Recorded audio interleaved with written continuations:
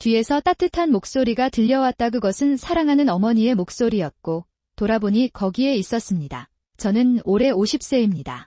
저는 파트타임 직원입니다. 저는 28살에 결혼했어요. 남편 다이스케와 함께 살고 있다. 결혼한 지 20년이 넘었지만 우리는 거의 이야기를 나누지 않습니다. 최근에 일어난 일이 아닌 것 같습니다. 저는 주선으로 다이스케를 만나 결혼하게 되었습니다. 그 사람은 처음부터 나를 좋아하지 않았고 단지 겉모습만 걱정했을 뿐이었다. 그는 결혼한 상태를 원했기 때문에 나와 결혼했습니다. 이건 제가 다이스케한테 직접 들은 얘기라서 편집증이나 그런 건 아닙니다. 나는 왜 그런 사람과 결혼했는가? 다이스케는 아내의 은인의 아들이기 때문에 거절할 수 없었다. 내가 아버지의 결정을 거스르면 나는 언제나 창녀로 불릴 것이다. 저는 친구들을 포기한다는 마음으로 결혼했고 물론 아이도 갖지 못했습니다. 내가 해야 할 일은 집에 머물면서 집안일을 하거나 일주일에 몇 시간씩 아르바이트를 하는 것뿐이다. 할 일이 없었지만 외로운 생활은 계속됐다. 결혼한 지 2년 만에 어머니가 아프셨습니다. 어머니는 어린 나이에 치매에 걸리셨고 간호가 필요했습니다. 아버지는 어머니를 돌보기를 거부했다 하지만 저는 병원이나 시설에 입원한 적이 없습니다. 저보다 3살 많은 형도 마찬가지였습니다. 그들은 어머니가 존재하지 않는 것처럼 대했습니다. 어느 날 아버지와 형이 어머니와 함께 우리 집에 왔습니다. 나오코, 넌 자유로워야 해. 나는 당신에게 어머니를 맡겼습니다. 내가 그녀를 잘 돌보지 않으면 그녀는 받아들이지 않을 것이다. 그녀를 돌봐주는 것은 괜찮지만 다이스케가 그녀를 용서할지는 잘 모르겠습니다. 다이스케 군은 그 제안을 기쁘게 받아들였습니다. 매우 감사합니다. 글쎄, 아버지와 남동생은 가끔 나를 확인하러 오기 때문에 그 이후로 어머니를 만나러 오지 않았습니다. 그들은 마치 이기적인 것처럼 행동하며 어머니를 돌보는 책임을 나에게 강요했습니다. 나는 이것을 나중에 배웠다. 다이스케는 아버지로부터 돈을 좀 받은 것 같다. 그래서 나는 어머니가 집에 머물도록 은혜롭게 허락했습니다. 나는 아버지와 형이 시키는 대로 계속해서 어머니를 돌보았다. 어머니가 증상이 진행되면서 나를 잊어버리는 모습을 보고 외로움을 느꼈다. 동시에 나는 안도감을 느꼈다. 기억이 흐릿해지기 전에 어머니는 나를 간병인처럼 대해주셨다. 조금 미안한 마음이 들었지만 결국에는 증상이 진행되었습니다. 어머니는 나를 돕는 사람으로 여기기 시작하면서 오히려 더 많이 웃으셨다. 다른 사람인데도 이렇게 잘 대해주셔서 다행이에요. 아르바이트와 집안일 사이에 엄마를 돌본다. 육체적으로나 정신적으로 모두 힘들었지만 조금 버텼을 뿐입니다. 교원 안에만 들어가면 괜찮을 거라 생각했어요. 그리고 엄마와 함께 있을 때만이 혼자가 아니라는 느낌이 들었습니다. 어머니를 돌보기 시작한 지 2년 만에 어머니와 함께한 나의 삶은 갑자기 끝났다. 그날 아침부터 바쁘게 지내던 다이스케가 갑자기 출장을 간다고 말하기 시작했다. 나는 그들의 짐 준비를 도왔고 그들을 신칸센역까지 데려다 주었습니다. 다이스케를 내려주고 역에서 집으로 돌아왔을 때 나는 어머니를 확인할 시간이 없었다. 다이스케와 내가 집을 떠났을 때 어머니는 거기에 없었다. 그는 침대에서 자고 있어야 했는데 우리가 없는 동안인 것 같았습니다. 혼자 집을 나간 것 같습니다. 온몸에 피가 쏠리는 느낌이 나서 집 밖으로 뛰쳐나갔습니다. 나는 어머니가 갈 수 있는 곳은 어디든 수색하면서 경찰에 연락했습니다. 어머니를 찾기 시작한 지 1시간쯤 지나서 경찰서에서 전화가 왔습니다. 그것은 내 집 근처의 주요 교차로에서 최악의 방식으로 끝났습니다. 어머니는 도로로 뛰쳐나가 교통사고를 당해 구급차에 실려 병원으로 이송됐다. 온갖 치료를 받았음에도 불구하고 얼마 전 세상을 떠났다고 합니다. 별로 믿기지 않았지만 그것은 틀림없는 현실이었다. 경찰이 말한 병원에서 어머니는 감기에 걸렸다. 나는 침대에 누워 있었는데 그 후에 무슨 일이 일어났는지 별로 기억하고 싶지 않습니다. 내 형제나 아버지가 장례식을 주선했지만 나는 내내 비난을 받았습니다. 내가 제대로 보지 않아서 엄마가 가셨어. 어떻게 책임을 지실 겁니까? 이 불효자가 부끄럽습니다. 나는 그것을 당신에게 맡기지 말았어야 했어요. 죄송합니다. 나는 단지 아래를 내려다보았다. 내가 할 수 있는 건 사과뿐이었다. 어쩌면 형과 아버지에게서 영감을 받은 건 아닐까? 장례식에 참석한 친척들도 나를 비난하는데 동참했습니다. 어머니가 돌아가신 것은 모두 내 잘못이고 내가 책임을 져야 한다. 특히 저는 어머니의 죽음으로 인한 손실을 주장해왔습니다. 금전으로 배상하라는 명령을 받았습니다. 이 짧게 대답하면 보상입니다. 저축한 돈이 별로 없어요. 무슨 얘기를 하는 건가요? 당신은 파트타임으로 일하고 있는 거죠. 그렇죠. 거기에서 결제하시면 됩니다. 어머니가 돌아가셨다고는 생각도 못했는데 돈을 쓰는 사람은 나뿐이었다. 나는 당신이 재미를 얻으려고 노력하고 있지 않다고 확신합니다. 여기에 있는 거지. 어렸을 때 딱 한 번 만났던 거지. 나는 그들이 어머니의 장례식에도 나타나지 않았을 것이라고 확신합니다. 나는 내가 생각하고 있는 것을 정확히 말했고 이모는 이렇게 말했다. 지금까지의 역사와 상황에 대해 이야기하기 시작했습니다. 이모님은 최근까지 외국에서 생활하셨고 결혼 상대도 외국인이셨던 것 같습니다. 고향에 살았다고 해서 어머니가 돌아가신 뒤에도 그들은 곧바로 일본으로 돌아가지 못하고 장례식에도 참석하지 못했다고 들었습니다. 그렇습니까? 그런데 남편은 왜 일본으로 돌아오셨나요? 은퇴 후 일본에서 보내고 싶다고 해서 이곳으로 이사 왔습니다. 지난달부터 이 근처에 살고 있어요. 이모가 시선을 조금 낮추며 대답했다. 사실 저는 나오코를 더 빨리 만나고 싶었어요. 연락처도 없고 친척들한테 다 물어봤거든요. 왜냐면 내가 나한테 이유를 말해주지 않았으니까. 그는 마허야너 직전에 나쁜 사람입니다. 이제 요점은 무엇입니까? 형은 그렇게 말하며 나에게 위협적인 발걸음을 옮긴다. 하지만 여기서도 포기할 수는 없어요. 사실이니까요. 그렇죠. 사고가 애초에 내 잘못이었다고 말하면 당신은 형제와 아버지에 대한 책임도 있습니다. 어머니를 잘 돌봤다면 사고는 일어나지 않았을 것이다. 사던 현관진적 노아웃금 묵분호 그런 말을 시작하면 끝이 없어요. 남을 탓할 용기가 없습니다. 말씀하신 내용을 정확하게 답변해 드리겠습니다. 어쨌든 나는 더 이상 당신에게 자비를 베풀 수 없습니다. 소랭정 형시흠. 그걸로 무엇을 할 건가요? 당신은 무엇을 할 수 있나요?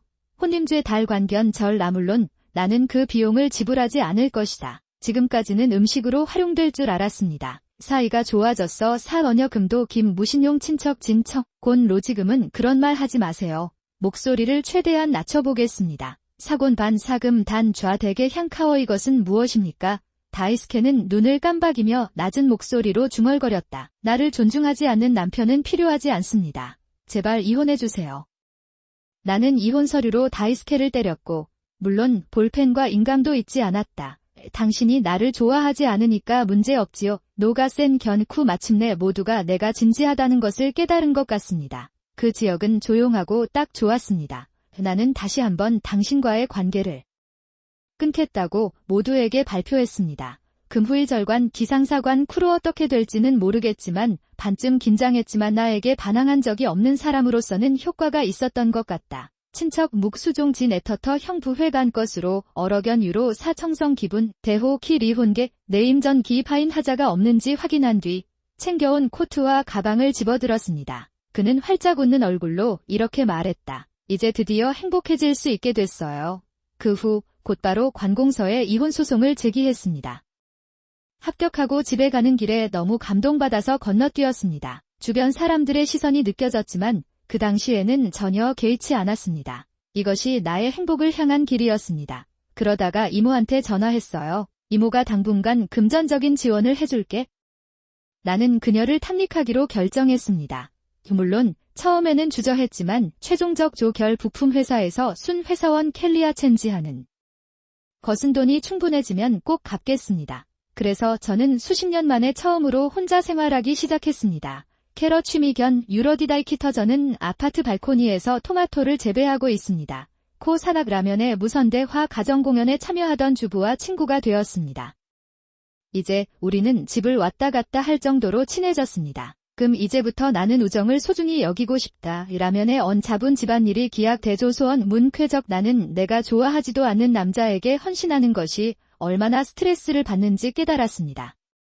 그러고 보면 다이스케는 집안일을 전혀 할 수 없다. 분명 지금은 다이스케의 당황한 표정을 상상해보면 그는 지금쯤에는 잘 지내고 있었을 것이다. 웃지 않을 수가 없는데 이모님께 들은 이야기입니다. 나에게서 돈을 빼앗은 친척들, 나를 스트레스 해소 수단으로 이용했던 아버지와 형, 혼란스러운 상황에 대해 서로를 비난하고 있었던 것 같습니다. 그것 때문에 관계가 깨졌어. 이제 친척들이 제사를 위해 함께 모이지 않는 것 같습니다. 그리고 내 돈이 전달된 친척들 더 이상 생활 수준을 낮출 수 없기 때문에 빚이 쌓여 마침내 목을 관리할 수 없게 된 치고는 변장한 축복이라고밖에 말할 수 없다. 나는 벌써 50세가 되었고 지금까지 많은 시간을 낭비했습니다. 그런데 요즘은 100세 시대라고 하는데 제2의 인생을 시작해볼까 합니다. 엄마, 저는 분명 행복할 거예요.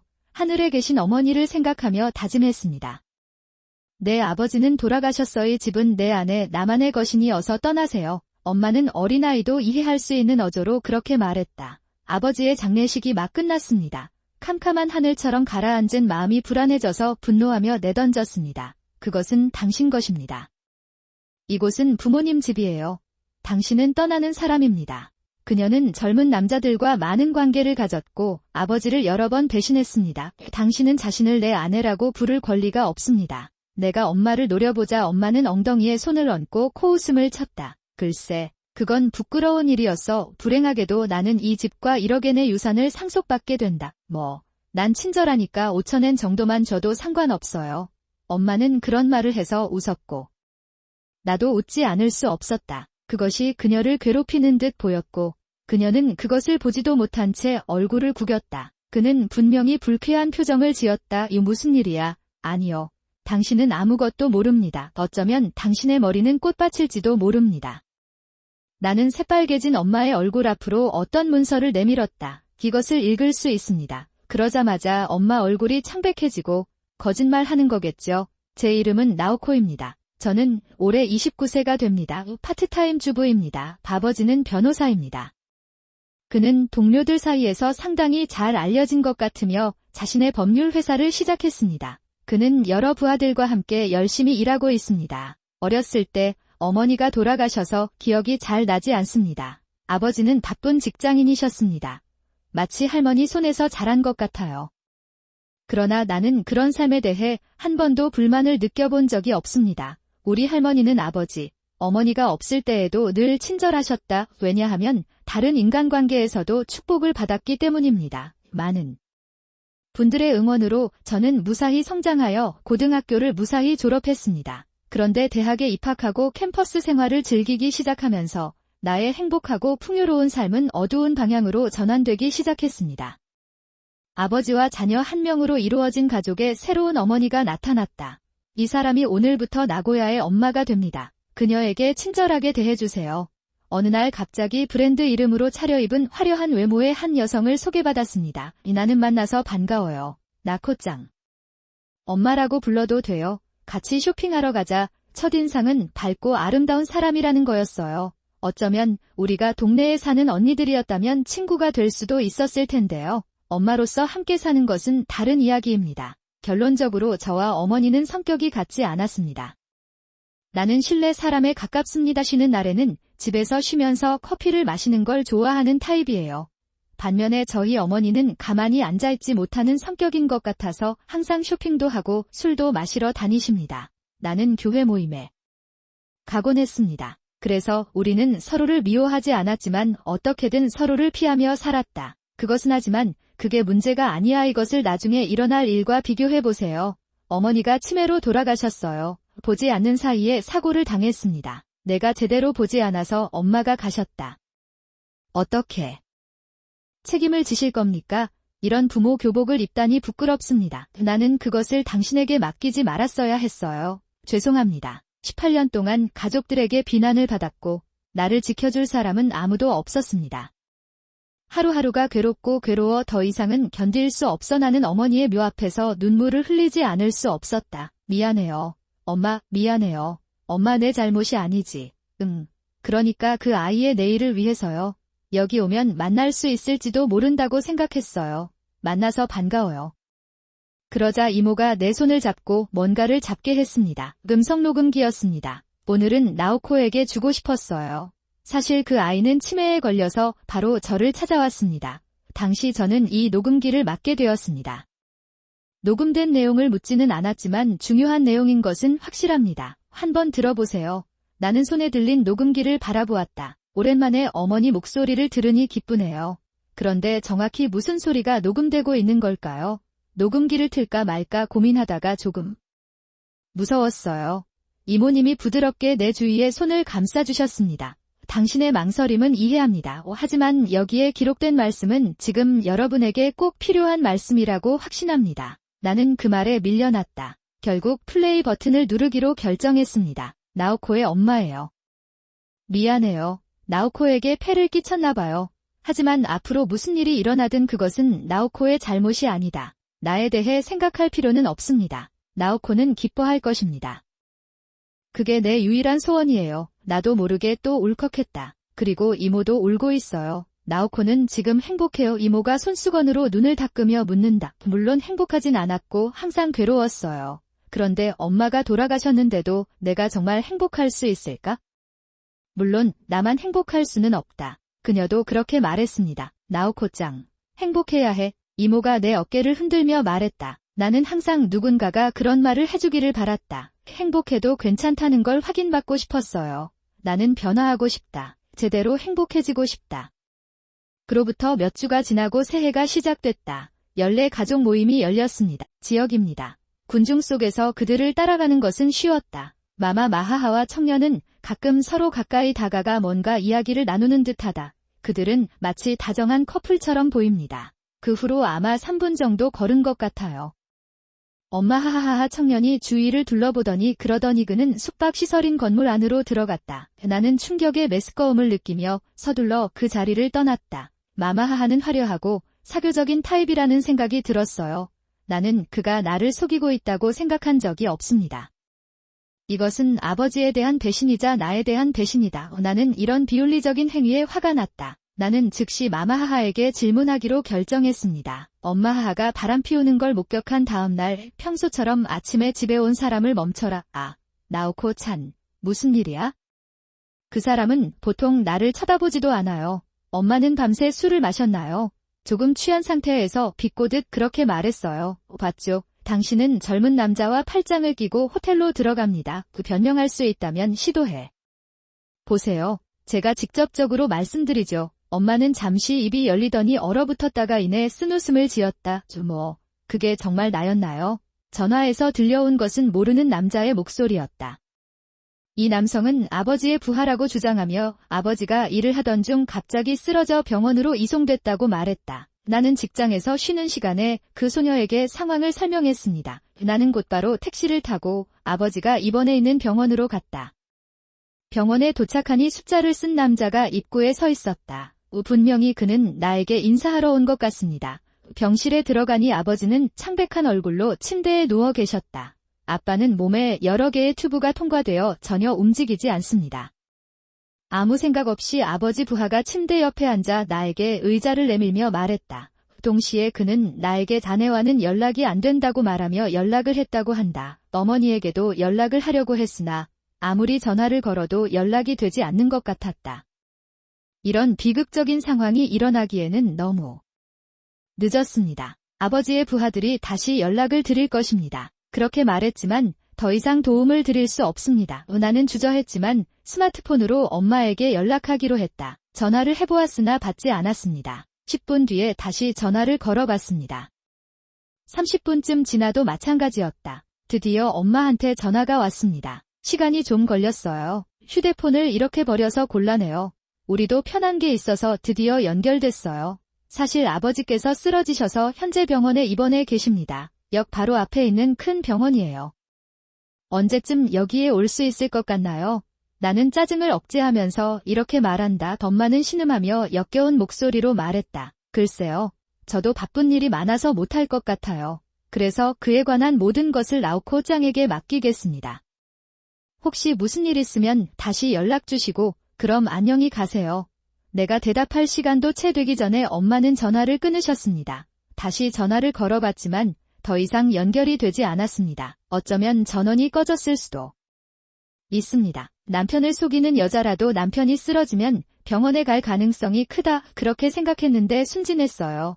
내가 말했듯이 나는 모든 것을 당신에게 맡길 것입니다. 어머니는 몸이 아플 때는커녕 저를 찾아오지도 않았습니다.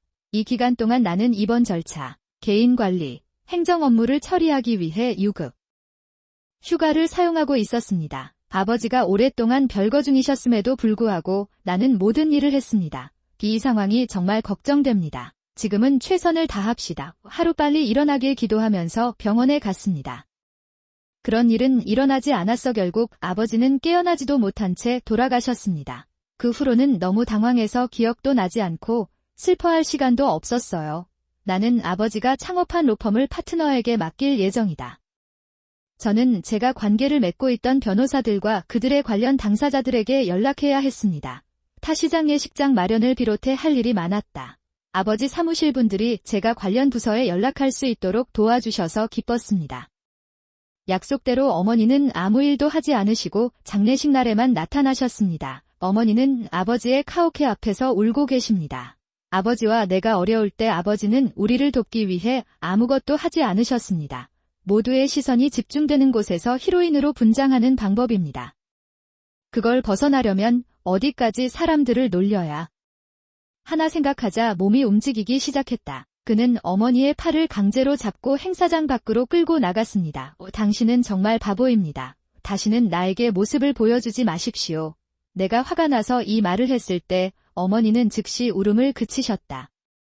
너무 상사가 되는 것에 대해 걱정하지 마십시오. 나는 오늘 집에 갈 것이다. 지금 보세요. 나중에 누가 짓는 얼굴을 쓸지 모르겠어요.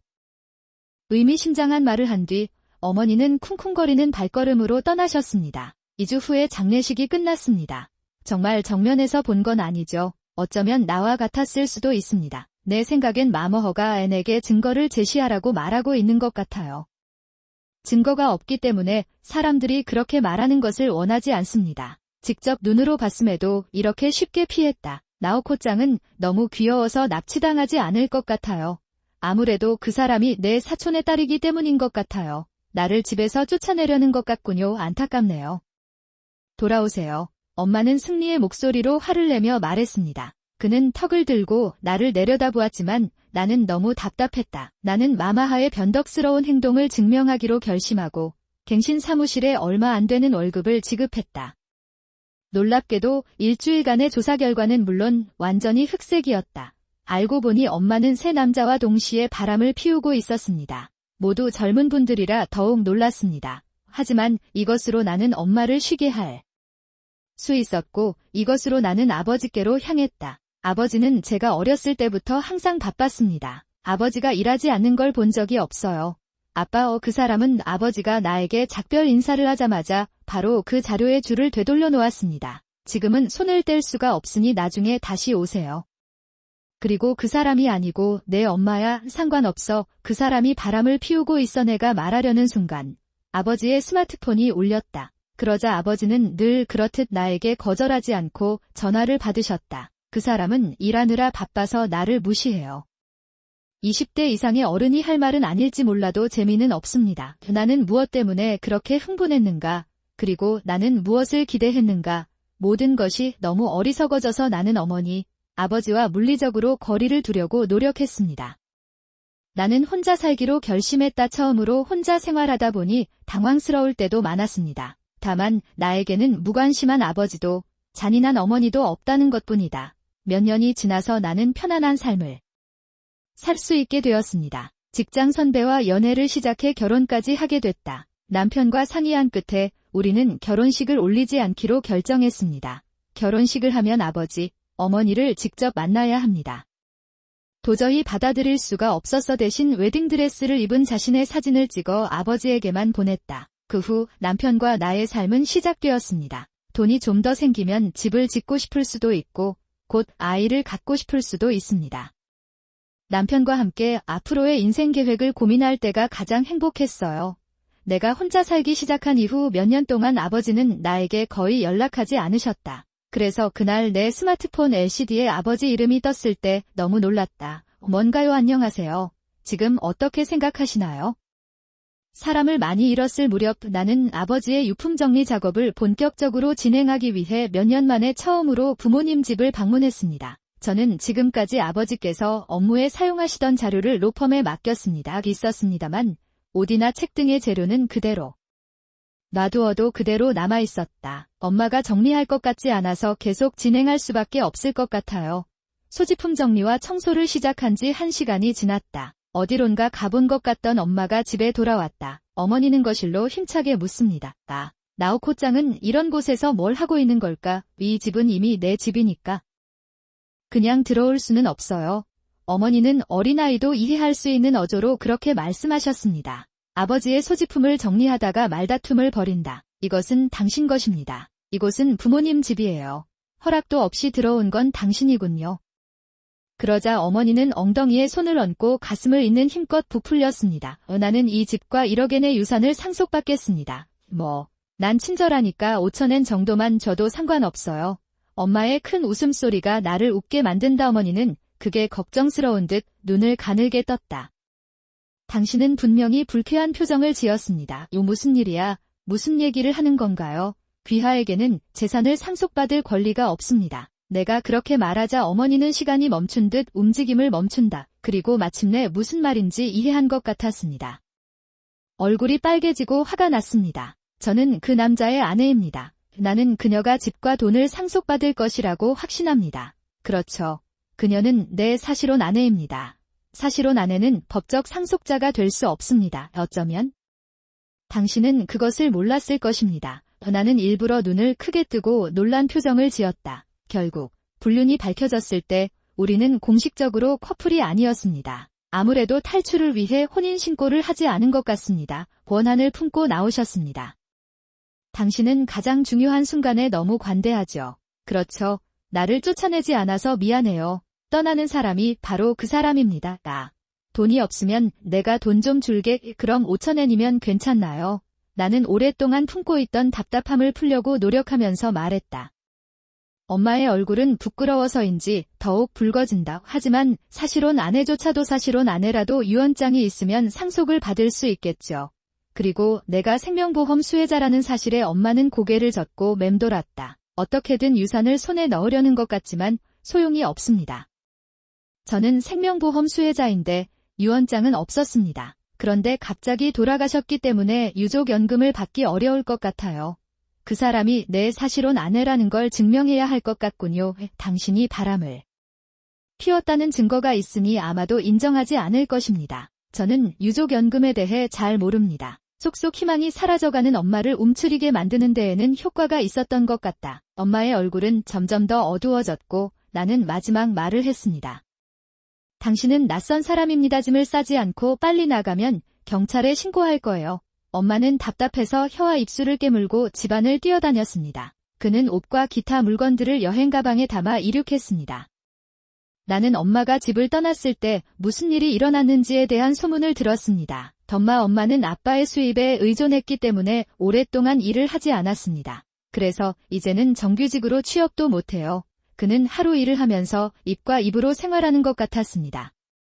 하지만 이기적인 엄마에게 그런 일은 오래가지 못했습니다. 나는 과거에 관계를 가졌던 남자의 지원을 받고 싶었습니다. 분명히 그는 내가 그에게 직접 연락할 수 있다고 말했습니다. 나는 어렸을 때 돈도 없고 미인도 없는 어머니를 결코 받아들이지 않았습니다. 그러던 중 어머니가 의외의 일을 하시고 남편 앞에 나타나셨습니다. 그녀는 내가 나오코보다 여자로서 더 아름답고 매력적이라고 말했습니다. 현장을 보고 불륜이라고 생각하게 만들고 싶었던 것 같습니다. 당연히 남편은 돈이 없어서 거절했습니다. 내 가족을 파괴하려던 어머니가 불쌍해지기 시작했어요. 그 후 나는 재빨리 경찰에 신고했습니다. 엄마는 엄중한 경고를 받기로 되어 있었습니다. 이에 대한 처벌을 바랍니다. 그런데 아버지의 소지품을 정리하던 중 눈에 띄는 것을 발견했습니다. 아버지의 일기장이에요. 개인이라 할지라도 누군가의 일기를 허락 없이 보는 것은 잘못된 것일 수 있습니다. 아버지가 무슨 생각을 하고 계실지 궁금해서 결국 조금 읽어보았습니다. 내용은 내 건강과 미래를 걱정하게 만드는 말들로 가득했다. 나오코는 제대로 된 음식을 먹고 있나요? 직장에서 힘든 시간을 보내고 계시나요? 이런 말이 줄줄이 나오더군요. 그때부터 아버지는 일에 전념하셨습니다. 앞으로 돈 문제로 어려움을 겪지 않도록 하기 위해서였던 것 같습니다. 그리고 일기장에는 사진 한 장이 붙어 있었습니다. 거기에는 아직 남자친구였던 아버지도, 어린 시절의 나도, 어머니도 모두 웃고 있었다. 나는 엄마 품에 안겨 있고 아빠는 엄마 어깨를 잡고 계십니다. 그 사진을 보고 비로소 제가 아버지께 사랑받고 있다는 것을 깨달았습니다. 일기장에는 또 다른 사진이 들어 있었는데 최근 아버지와 어머니가 찍은 사진이었다. 나는 아버지가 어머니와 사실혼 관계를 맺은 이유를 이해하지 못했습니다. 아버지는 자신의 방식으로 어머니를 돌보셨을 것입니다. 하지만 안타깝게도 어머니는 그 사실을 모르셨습니다. 당장의 돈이 아니라 사랑을 받아들일 수 있는 사람이 되고 싶었다. 그러다가 행복하게도 남편과 저는 아이를 갖게 되었습니다. 저번에 병원에 갔는데 아이가 잘 자라는 것 같아요. 아이가 언제 자랄지 미리 예상해 보세요. 남편과 나는 아버지가 남겨주신 집에서 살기로 결정했습니다. 현재 임대 아파트에는 자녀방을 만들 수 없기 때문이다. 나는 또한 이 아이를 위해 내 돈을